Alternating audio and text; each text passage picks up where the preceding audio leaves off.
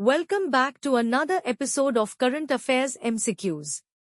Staying updated with current affairs is essential for success in any competitive exam. Let's discuss today's questions on recent happenings around the world. Which of the following options is correct regarding Shaksagam Valley? A. It was ceded by Pakistan to China through a boundary agreement of 1963. B. It borders Xinjiang province of the People's Republic of China, PRC, to the east. C. It borders the Siachen Glacier region to the north. D. All of the above. Answer is option A. India has strongly protested against China's construction activities in the Shaksagam Valley.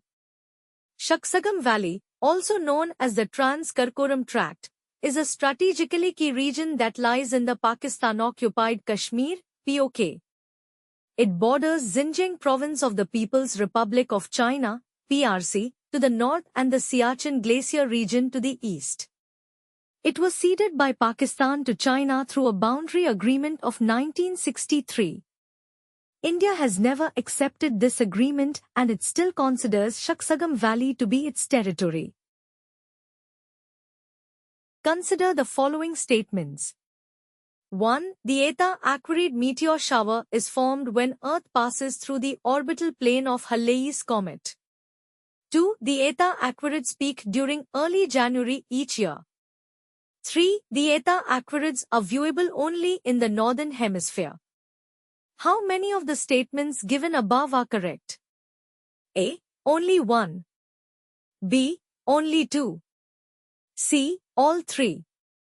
D. None. Answer is option A.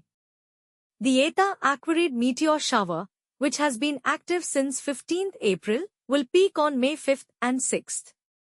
Statement 1 is correct. Eta Aquarid meteors are known for their speed, with the meteors traveling at about 148,000 miles per hour, 66 kilometers per second, into Earth's atmosphere.